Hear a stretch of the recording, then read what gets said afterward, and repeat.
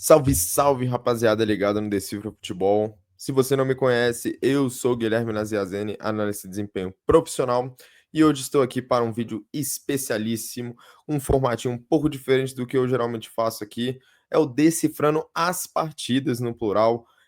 Não será só uma partida, para esse vídeo vou tentar dividir em 4 jogos, vou falar sobre a vitória do Atlético Mineiro contra o Flamengo, 1-0 no Maracanã.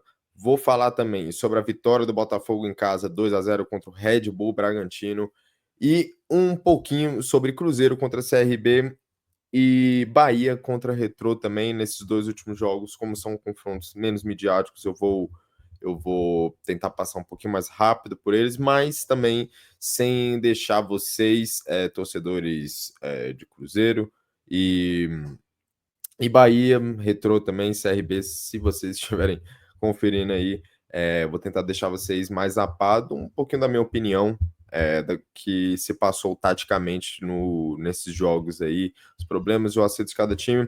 Então, sem muita enrolação, antes de tudo, na verdade, queria pedir já para vocês deixarem o like, se inscreverem no canal, por favor, dê essa força aí, rapaziada, projetinho novo aí, chegando na área, já temos muitos vídeos aqui no canal, então se inscreve aí, sininho da notificação, compartilha com seus amigos, já deixa o like aí e sem mais delongas, bora pro vídeo. Começando com Flamengo e Atlético Mineiro, rapaziada, já vou deixar aí na tela, o esquema da gravação vai ser com um quadro tático da maneira que tem sido nos últimos jogos, e eu já queria começar com esse jogo aqui, que taticamente para mim já era o duelo que mais me chamava atenção, muito pelo que foi o confronto do jogo do Campeonato Brasileiro, do último domingo, mas agora falando especificamente desse jogo, cara, foi interessante ver, porque o grande tema do jogo do final de semana provavelmente tinha sido a marcação individual do Atlético Mineiro. E essa marcação, ela seguiu, né? O Galo continuou marcando com praticamente todos os jogadores marcando com referências individuais, né? Só que mudou um pouquinho a formatação dessa marcação, né? Porque antes quem marcava a dupla de volante do Flamengo era justamente o Coelho e o Rony, que dessa vez eram responsáveis por acompanhar os laterais do Flamengo. Então, Coelho e Rony marcavam Vinha e Varela, enquanto Igor Gomes, que foi novidade na escalação, já adianto que achei uma boa tentativa do Cuca, porque o Igor Gomes ele conseguiu ser efetivo na marcação, tudo bem que o Flamengo perde um pouquinho com o Everton Araújo com bola, né, e sem o Jorginho principalmente, então facilita em tese um pouquinho a marcação do Igor Gomes, mas ele fez um bom papel e ofensivamente já dava mais opções para o time, já dava mais dinâmica ao ataque, principalmente do lado esquerdo, que foi onde o Atlético onde o Atlético mais concentrava suas jogadas, né? Principalmente porque você tinha o Coelho vindo da ponta para dentro, o Scarpa passando, o Igor Gomes encostando ali, então era o lado mais criativo do Atlético. Só que como funcionava essa marcação dessa vez? Muito parecido com outro jogo, você tinha aqui ó, os dois laterais acompanhando os dois pontas, os dois pontas acompanhando os dois laterais, só que no caso os pontas do Atlético em cima dos pontas do Flamengo, marcando aqui Igor Gomes e Gabriel Menino, os volantes do Flamengo, só que o comportamento do Atlético já de início do jogo foi um pouquinho diferente do que foi no final de semana, porque o Hulk, ele tentava dar umas pressionadas assim nessa saída de bola, né? Por exemplo, aqui saía com o Léo Ortiz, o Hulk tentava diminuir aqui no Léo Ortiz para tentar subir um pouquinho a pressão. Só que nesse jogo eu senti que, por exemplo, quando a bola entrava aqui no Léo Ortiz, o que acontecia? O Hulk baixava mais para formar meio com a linha de 3 aqui, tampando a entrada da bola no meio campo do Flamengo, né? E acontecia aqui, o Igor Gomes ia fechando aqui, o Hulk fechava aqui, o Gabriel Menino fechava um pouquinho mais. Então o objetivo do Atlético era fechar essa bola de entrar aqui, tirar essas linhas de passe, né? Do Flamengo, mesmo que isso significasse dar um pouquinho de protagonismo ofensivo para os zagueiros, no caso, né? Os zagueiros do Flamengo eles tinham um pouco de liberdade, até demais, né? Quando eles tinham a bola. Então isso queria dizer que os zagueiros do Flamengo eles tinham um pouquinho de liberdade, né? O Flamengo ele não conseguia progredir tanto com a bola entrando no meio, só que com essa liberdade que os zagueiros tinham, e a gente sabe da qualidade técnica que os zagueiros do Flamengo têm, apesar, né, da falha, né? Já vamos chegar lá, mas na teoria são, e na prática, né? São zagueiros de ótima qualidade técnica, a gente viu o Léo Ortiz em alguns momentos aproveitando essa liberdade que ele tinha para conduzir a bola, ganhar metros. Eu acho que isso poderia ter sido até um pouco mais repetido durante o jogo, só que, resumindo, o Flamengo não conseguia fazer aquele esquema de atrair o Atlético para achar uma bola, um passe de ruptura pelo meio ali, geralmente, né? E aí, assim, atacar a profundidade, né? Depois que você atraiu o adversário, porque o Flamengo não conseguia entrar no meio. Então, o Atlético fez muito bem esse papel de fechar essa entrada da bola no meio para que o time pudesse sofrer com ataques na profundidade. E aí, rapaziada, já tá na tela aí para vocês o que rolava quando o Atlético estava no seu campo de defesa e o Flamengo chegava até o campo de ataque. Mais ou menos isso aqui, ó. Os pontas do Flamengo, né? Matheus Gonçalves e Luiz Araújo, eles vinham por dentro, né? E abrindo um corredor para os laterais. E aí rolava essa situação aqui, né? 2 mais 2, ou às vezes um jogador, sei lá, o Everton descia aqui, deixando o Alan à frente da linha de volante. Só que isso nem era necessário, porque o Atlético não estava pressionando esses zagueiros aqui. Porque, igual eu falei, ó, o Léo Ortiz está com a bola aqui, o Igor Gomes às vezes vinha diminuindo aqui, só que aí o Hulk fechava aqui, o menino fechava um pouquinho mais, o que bloqueava. Então o Flamengo teve pouca oportunidade de colocar essa bola aqui pelo meio, e aí, lógico que em algum momento o Atlético ia vacilar, e aí vai a minha crítica também ao Flamengo, porque, e principalmente ao Felipe Luiz, porque quando essa bola entrava aqui no meio, por exemplo, ela entra aqui no Plata, o Plata não é um jogador de característica de dominar, receber essa bola de costas, dominar e girar e dar sequência de jogadas, criar uma jogada num espaço curtíssimo com o marcador no cangote dele. Esse cara, em tese, seria o Arrascaeta. Lógico que ele estava sendo poupado. Só que a questão é, eu acho que tinham alternativas melhores ao Plata e ao Pedro. É, nesse caso, né? Acho que o Pedro nem entra tanto, porque o Pedro ele tem essa descida boa, né, para desafogar o time ali, saindo da referência para fazer parte do jogo. Só que o Plata não tem tanto isso, ele é um cara muito dinâmico, né? A bola vem, ele consegue dar sequência às jogadas, muitas vezes escorando ou abrindo espaço, né? Muitas vezes nem só recebendo a bola, mas abrindo espaço para quem vem dos lados, né? Ou quem vem de trás, talvez. Mas não foi esse o caso no jogo. E eu até acho que o ideal seria isso aqui, ó. O Plata, o Plata um pouquinho mais à esquerda. O Luiz Araújo, para mim, era para ter jogado pela direita, porque eu acho que a ameaça que ele gera pelo lado direito, ela pode ser mais interessante com o Matheus Gonçalves nesse caso aqui, porque o Flamengo sente muita falta daquela dobradinha, né? Gerson mais Wesley, né? E isso faltou no jogo, né? Que era justamente você tentar confundir as referências de marcação do Atlético Mineiro, explorando um espaço que, em tese, o time tinha mais liberdade para jogar, que era nos lados do campo, apesar dos pontas do Atlético estarem muito comprometidos na marcação.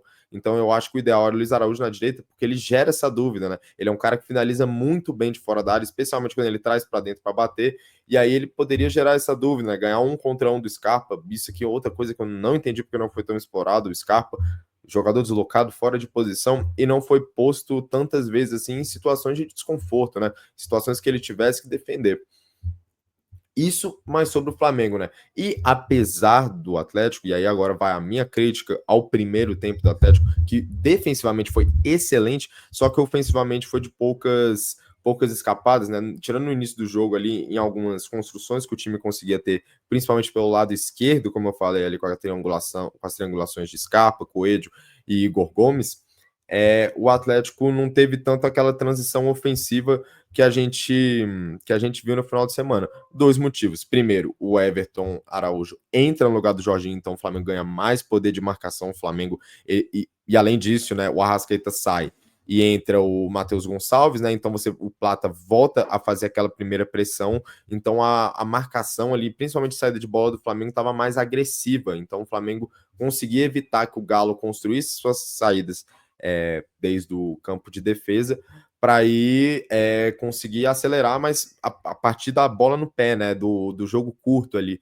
E isso não acontecia, e nem as transições ofensivas que foram bem comuns no jogo do Brasileirão, né?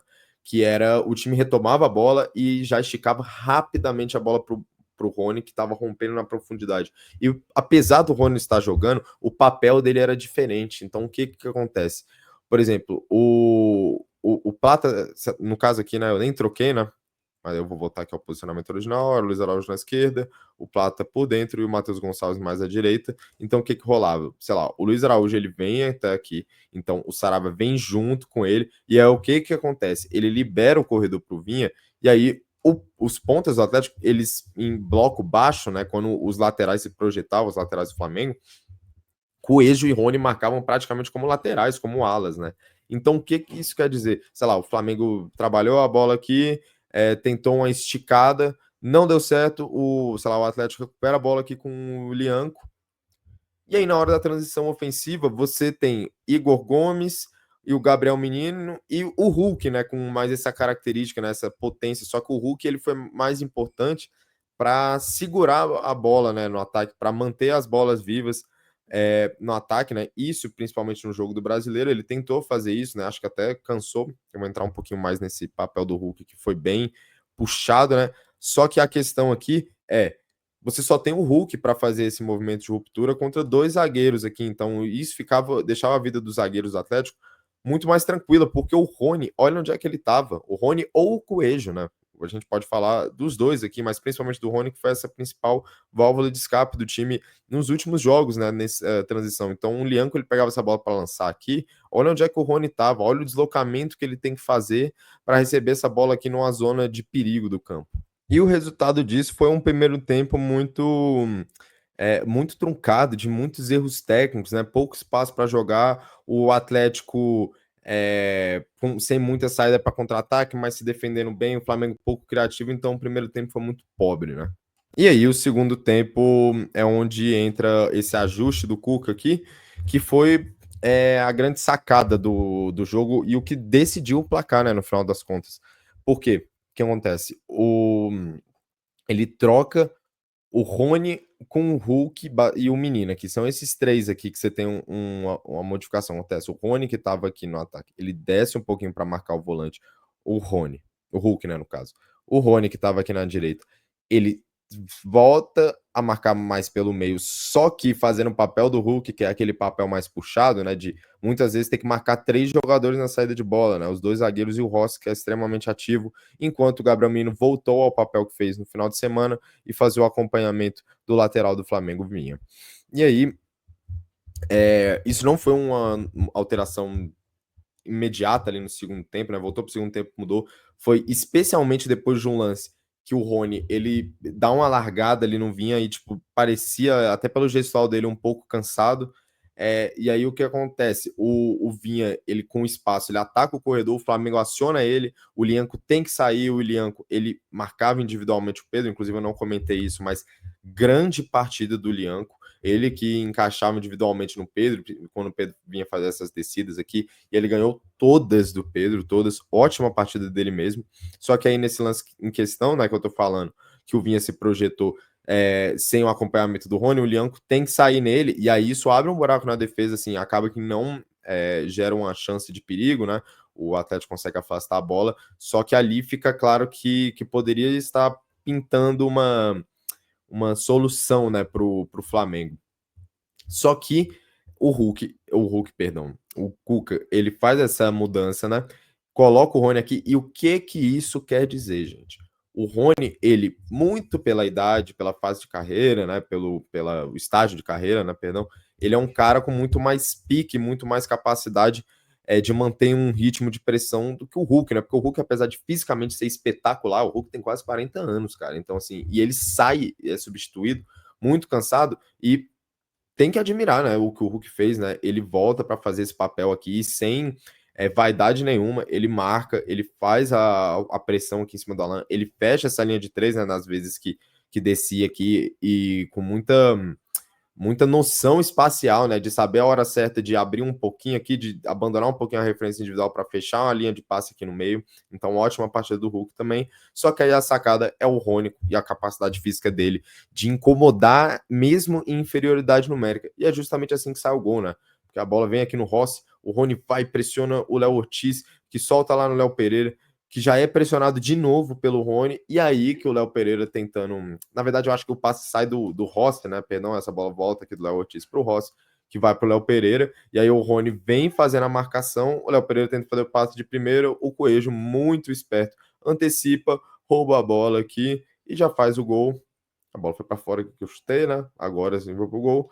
E é basicamente assim que o Atlético conseguiu vencer o Flamengo, né? Nos minutos finais, com as substituições, principalmente o Flamengo ganha muito em ímpeto, perdão, e principalmente com o Samuel Lino, né? Chamando muitas vezes no mano a mano, que foi algo que faltou muito para o Flamengo quebrar essa marcação individual, mas foi basicamente isso, né? Eu não vou comentar muito sobre o que pode ser feito para o jogo de volta, vou deixar para o nosso vídeo de terça-feira, que é o Tabelando Ideias, que vamos fazer um preview sobre isso. Então, sobre Flamengo e Atlético, foi isso aqui, rapaziada. Então agora vamos pular para o próximo assunto, que é Botafogo contra Red Bull Bragantino. Então, vamos falar um pouquinho dessa vitória do Glorioso para cima do Red Bull. Já está aí na tela para vocês. Mesma coisa, eu vou tentar dividir um pouquinho no que foi o comportamento do time na defesa, para depois falar um pouquinho do ataque. Só que nesse jogo em específico, foi uma questão muito mais de que a própria a maneira que o Botafogo se defendia já era algo pensado pro ataque, né? Meio que tudo era tava interligado ali. Por quê? Porque o Botafogo não foi tão agressivo nessa saída de bola, não marcava com a linha tão alta a saída de bola do Bragantino, que é uma coisa que o Bragantino gosta de fazer, né? De atrair o adversário, e tem jogador de ruptura, de velocidade ali na frente para receber essa bola na profundidade. Então o Bragantino gosta de fazer isso também. Mas só que então o que o Botafogo fazia? Descia um pouco o bloco, não necessariamente com um bloco baixo, para atrair que o Bragantino subisse e aí gerar essa situação aqui, que era o Bragantino, ele geralmente construía seus ataques mais aqui pelo lado esquerdo. O Pita, ele ia fazer um movimento da ponta para dentro, né? Era um atacante aqui mais pelo lado esquerdo, né? Abrindo o corredor para o Augustin Santana, né? Que é o lateral esquerdo, e se projetava aqui quase como um ponta, e a somada a isso, você ainda tinha o John, né, que é o principal articulador de jogadas do time, encostando aqui, né, nesse trio de meio campo com o Gabriel e o Ramires, no momento que o time tinha a bola. E o que acontece? Você para pensar. Você tem o John, que é um jogador de características bem ofensivas, de muito apoio no ataque, aqui do lado esquerdo. Você tem o Augustin Santana, também pelo lado esquerdo, que é um lateral que a função dele era se projetar pelo corredor, atacar o corredor, aproveitar o espaço que outro jogador muito ofensivo, que é o Pita, abria para ele, né? Porque o Pita, igual eu falei, ele saía daqui e vinha para cá, abrindo o corredor para o Augustin Santana. Só que o Botafogo, ele se defende muito bem nessas situações, porque você tem aquele esquema, né, de você afundar um dos volantes entre os zagueiros, né, fazendo com que um dos zagueiros, né, o zagueiro lá da bola, nesse caso aqui era o Caio Pantaleão, que jogador, inclusive, vou entrar um pouquinho mais na partida dele depois, liberando ele para fazer essa marcação aqui. Então o Botafogo, ele conseguia igualar na marcação aqui, né? Trazia muitos jogadores ajudando aqui. Você tinha o Newton também, que vinha, fechava o Montoro. Então o Botafogo conseguia se defender bem nessas situações. Então a ideia era chamar o Bragantino um pouquinho para o seu campo, né? No caso do Botafogo, se defender bem nessas jogadas aqui pelo lado do campo. E aí, quando recuperar a bola, o objetivo era justamente atacar as costas do Augustin Santana, que estava muito avançado, né? E aproveitar que muitas vezes quem tinha que fazer essa cobertura é o zagueiro. E o que acontecia? O zagueiro vinha fazer a cobertura, era o Gabriel que tinha que fechar. Você tem espaço aqui na frente da defesa. Caso fosse o Gabriel vindo fechar esse espaço no meio ficaria ainda mais escancarado. Olha aqui, ó. Muitas vezes o Ramires ia ter que vir fechando aqui pelo meio. Então, assim, especialmente na transição ofensiva, o Botafogo conseguia achar espaço, só que de maneira muito fácil, né? E muitas vezes assim, o Botafogo recuperava a bola para tirar a bola da pressão, já soltava aqui no Arthur Cabral, que tá indo muito bem nesse papel de pivô, né? O Botafogo ele não faz questão nenhuma de sair jogando curto toda vez, se sentir que tá ameaçado. Eles esticam a bola ali no Arthur Cabral, ele consegue dominar a bola ou escorar para quem vem de frente, né? E o Botafogo, jogadores de meio, eles são jogadores físicos, né? Jogadores de muita intensidade, que eles conseguem chegar rápido, né? Para pegar essa segunda bola e dar sequência às jogadas. E aí você tem a dobradinha Arthur e Vitinho aqui pela ponta, que já incomodava muito, muito o Red Bull Bragantino desde o início do jogo na transição ofensiva. E uma notícia para deixar a torcida do Botafogo feliz é que o Botafogo não se limitou apenas a criar em transição, né? O Botafogo conseguiu a parte de ataques posicionais, né? Que é quando as linhas, tanto ofensivas como defensivas, estão montadas, o time está estabelecido ali no campo de ataque, né?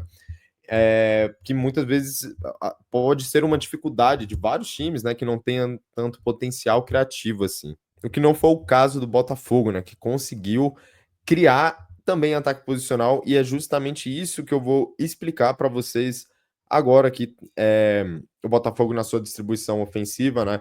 Com o Newton baixando aqui para fazer essa linha de três, o que libera tanto os laterais como esse cara aqui em especial, Caio Pantaleão. Aí eu vou entrar um pouquinho mais a fundo nele já já.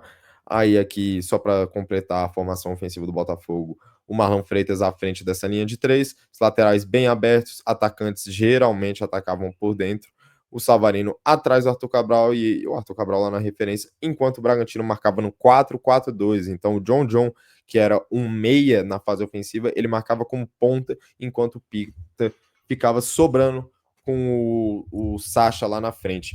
E aí o que rolava? O Botafogo, que desde essa primeira fase aqui, ó, de construção aqui, ó, não é nem a primeira fase de construção, né? Porque no caso a primeira fase é a saída de bola. Enfim, nesse primeiro combate aqui, ó, por exemplo, você tinha essa situação aqui, ó, o Sacha aqui, o Pita vinha diminuindo, sei lá. Só que você tem superioridade. O Botafogo já tinha que é um 3, os três jogadores, o Newton baixava, gerando superioridade contra os dois atacantes do Atlético. Então o que ocorria? O Sacha fechava esse passe aqui, o Pita fechava esse passe aqui, diminuindo ele, você tinha esse passe aberto aqui no Caio Pantaleão.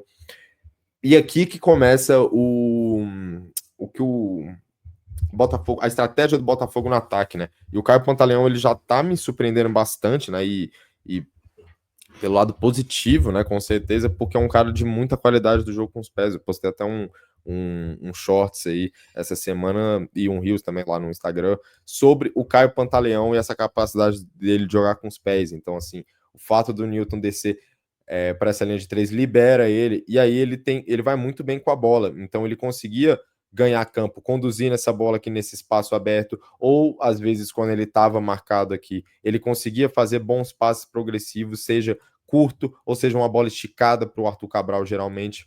Então, ótima partida dele, e era justamente por esse lado aqui, que você tinha um cara excelente para iniciar as jogadas, que o Botafogo criava suas principais chances. E, de novo, com a dobradinha, Vitinho e Arthur.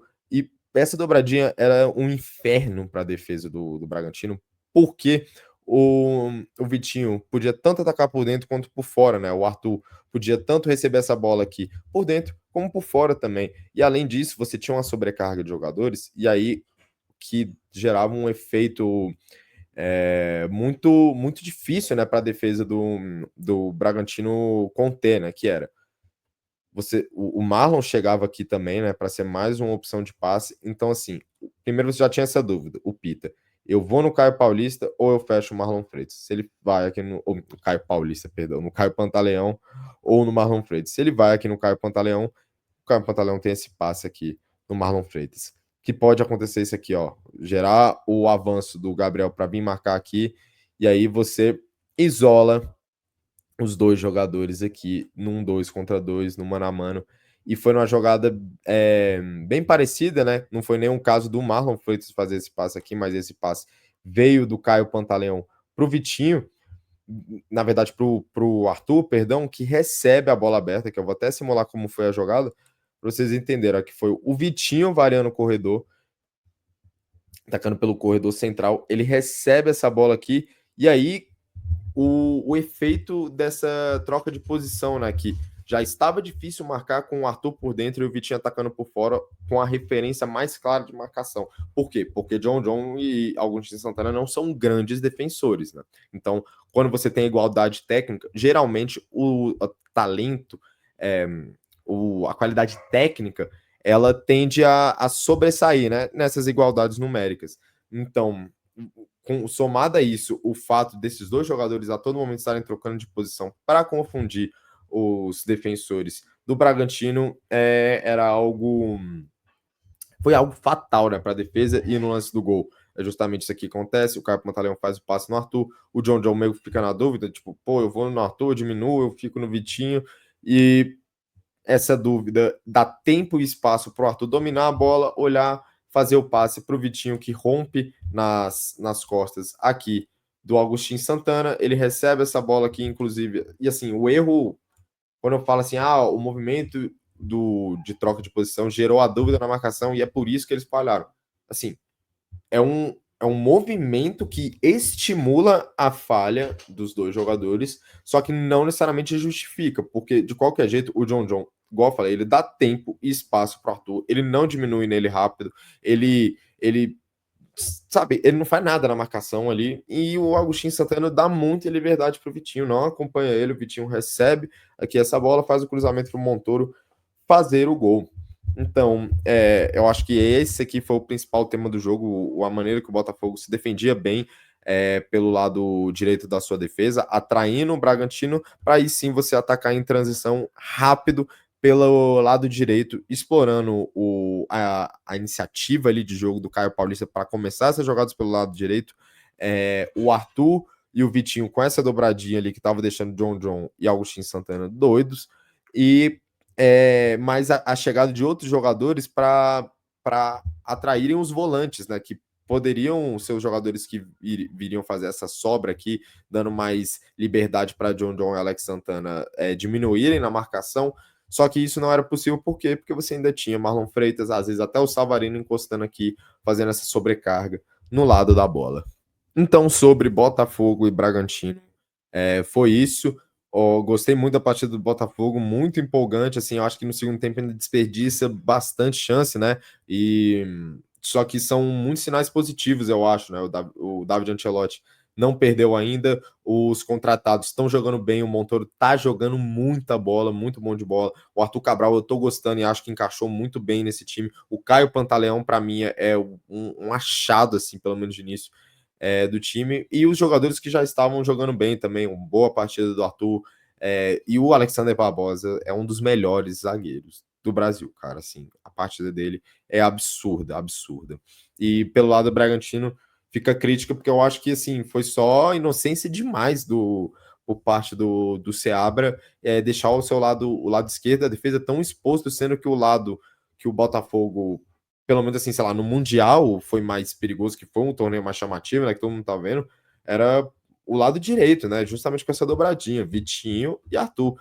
Então, eu acho que foi muita inocência, né, por parte do Fernando Seabra, que eu gosto bastante. Pulando agora para os dois últimos assuntos do vídeo, rapaziada, esse aqui eu não vou usar o quadro tático, vou fazer mais os comentários gerais sobre Bahia contra Retrô e depois Cruzeiro e CRB. Então, começando com o Bahia Retrô, que para mim é o jogo claramente com a maior diferença técnica dessas oitavas de final, o Bahia muito superior ao Retrô, que está na zona de rebaixamento da terceira divisão do Campeonato Brasileiro. Então, assim, é uma diferença absurda, né? O Bahia, sabendo disso, poupou muitos jogadores, né? O Juba, Everton Ribeiro, Caio Paulista, Caio Alexandre, o Jean Lucas, William José, Eric Pulga, Ademir, todos no banco, que deram lugar ao Iago, a Acevedo, o Michel Araújo Nestor. Então o meio de campo do Bahia totalmente reserva, né?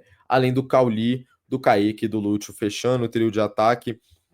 E aí, cara, logicamente você tem uma queda de qualidade técnica, principalmente nesse meio de campo do Bahia, e somado a um Retrô que, como era esperado, marcou num bloco bem, bem baixo, né? Então, assim, tentando fechar os espaços, só que a qualidade técnica dos times era tão diferente, mesmo o Bahia com as reservas, que, assim, parecia que sem muita força o Bahia construiu o primeiro gol, né, que foi com o Cauli sendo esse falso ponta, caindo por dentro ali. Ele faz uma bela jogada, se não me engano, ele tabela com o Michel Araújo. A partir disso, a bola vai para o lado direito e aí o Lúcio finaliza para fazer o gol. Já o segundo gol é uma falha bizarra da defesa do Retrô, que destaca mais uma vez o abismo técnico que tem entre os dois times. Só que, então, por mais que eu tenha falado do bloco de marcação do Retrô, e assim, vou falar disso já aqui no segmento dessa análise, só que é um jogo até difícil da gente analisar taticamente, porque tem muitas questões de anímicas mesmo nesse jogo, assim. Foi muito claro que depois do segundo gol, o Bahia diminuiu muito a intensidade. Então, assim, já eram as reservas, ainda diminuindo a intensidade. Então, assim, um jogo meio, sabe, tipo, sem propósito, porque o Retrô não estava, mesmo depois do segundo gol, não estava se expondo tanto. Apesar de que, aí, e somado ao relaxamento do Bahia, o Retrô, um certo momento, ele sobe a marcação, faz uma marcação alta na saída de bola, e aí eu acho que talvez o Retrô pudesse ter tentado explorar isso um pouquinho mais, às vezes, assim, não tem nada a perder, cara. Por que não ser mais ousado nessa marcação? Porque o Bahia, que já costuma ter problemas na sua saída de bola, principalmente com os goleiros falhando, e não foi diferente dessa vez, teve problemas, né? Teve problemas e ainda mais com a zaga reserva, né? Era nesse ponto que eu também queria chegar. Então, assim, talvez fosse interessante ali pro Retrô, que pelo menos umas 2, 3 vezes ali no jogo fez isso, né? Eu acho que foi pouco, e poderia ter feito mais sim. Eu acho tanto que quando fez, gerou a falha do, do Ronaldo, né? Inclusive, uma barbaridade o que os goleiros do Bahia falham, principalmente com os pés, né? Então, fica esse ponto de alerta aí.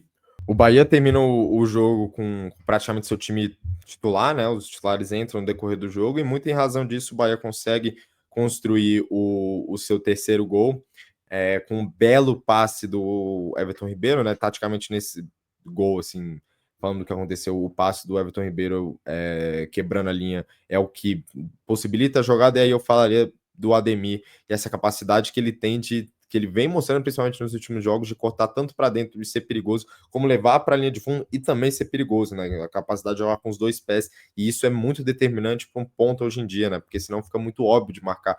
Muitas vezes, se o cara não tem uma perna, a perna não dominante não for tão boa assim, muitas vezes fica óbvio, né, para ele ser marcado, né? Fica muito fácil, né? Você já meio que sabe, se o Ademir não fosse um cara com a perna direita tão boa, muitas vezes seria óbvio pro defensor ali fechar o lado que ele cortaria para dentro para bater, né, ou para achar passes. Abre a linha de fundo porque você sabe que é uma jogada menos perigosa, né? E não foi o caso, né? Ele faz o cruzamento e sai o gol. E aí o Retrô, ele consegue fazendo o segundo gol, que deixa o confronto vivo, cara, mas sendo muito honesto em relação a esse duelo, eu acho que, assim, o único pesar pro Bahia, que eu acho que não dá para largar completamente o jogo da volta, você tem que ter pelo menos ali uns 4, 5 titulares sim no jogo da volta, para que não dê nem chance de se tornar um drama, né, esse duelo. Mas e não vai poder poupar, né, para o Campeonato Brasileiro, principalmente para o Bahia, que está muito bem, né, e tá na parte de cima da tabela, né. Então, a displicência do Bahia custou 2 gols, e sendo que poderia ter garantido já no primeiro jogo a classificação, apesar de que eu acho que fatalmente vai conseguir se classificar na volta. A diferença técnica é muito grande. E agora, para concluir esse vídeo, eu vou falar um pouquinho de Cruzeiro e CRB, cara. E nesse jogo em específico, uma tônica parecida, né? Um time que baixou as linhas, deu a bola pro time de maior investimento, pro time de maior grife, e de mais talento, mais qualidade técnica, deu a bola, baixou as linhas e falou: acha espaço onde é difícil se achar espaço. Só que, na real, assim, no primeiro tempo, até o CRB tentou sair mais para o jogo, principalmente explorando as costas dos laterais, né? Especialmente pelo lado direito ali, com o Douglas Baggio caindo nas costas do Kaique, né? porque os laterais do Cruzeiro se projetavam muito, e foi justamente assim que o Cruzeiro criou as principais chances no primeiro tempo, né? Explorando ali o lado direito, boa partida do Fagner, eu destacaria ali essa dobradinha Christian e Fagner, parece nome de dupla sertaneja, né? Pelo lado direito, ali o Christian, que é um meia-direita, né? Mas ele vem mais por dentro, que abriu o corredor para o Fagner atacar. Os dois conseguiram fazer boas combinações ali, gerar alguns lances de perigo, especialmente a parte de cruzamento. Só que é, o, isso é justamente isso é exatamente uma crítica que eu tenho ao Cruzeiro, porque ao mesmo tempo que é bom, é ótimo você ter um jogo forte pelos lados do campo, contra equipes mais que vão recuar, né? Que vão dar bola para o Cruzeiro e vão empilhar a gente na área para fazer com que esses cruzamentos não deem frutos. Vai ser complicado para o Cruzeiro, e isso é uma dúvida que eu tenho, uma pulga atrás da orelha que eu tenho com esse time do Cruzeiro, porque eu acho o Leonardo Jardim bom, e eu acho o time titular do Cruzeiro bom, eu acho a ideia de jogo muito boa, só que, principalmente, por exemplo, pensando em título de Campeonato Brasileiro, é importante que você tenha variação, que você tenha a capacidade de abrir essas defesas e esses times que vão jogar mais recuados, você precisa de criação ali por dentro, e nesse jogo a escalação, né, pelo menos inicial, ela te dá zero criatividade ali entre linhas, porque assim, o Gabigol, cara, e eu não tô entendendo direito o que tá acontecendo, porque eu acho que o Gabigol com certeza já não é mais o Gabigol que foi antes. Só que eu acho que ele ainda pode entregar coisas, só que eu não acho que é como um camisa 10, cara. O Gabigol não é um camisa 10 em características mesmo. Ele não é um cara que vai um cara de muita combinação, né? Que ele desce, ele vai muito bem quando ele desce para fazer esses apoios, ele abre espaço bem, ele ataca os espaços bem quando ele tá um pouquinho mais recuado, só que não é um armador, um construtor de jogadas. Muitas vezes ele dá bons passes, ele dá assistência, ele cria jogadas, mas muito por conta de a bola vem, ele pum, vem fazer um apoio e dá um passe de primeira, clareando uma jogada, né? Então eu acho que o Gabigol é muito mais um segundo atacante do que um meia atacante. Então, assim, um segundo atacante num jogo que o, que o seu adversário está tão recuado, talvez não seja tão interessante, né? E ainda mais se, assim, o Eduardo, que seria esse meia, mas ele estava jogando mais recuado, o Lucas Romero, que era um cara que é um cara responsável por dar sustentação à defesa para que os alas possam subir.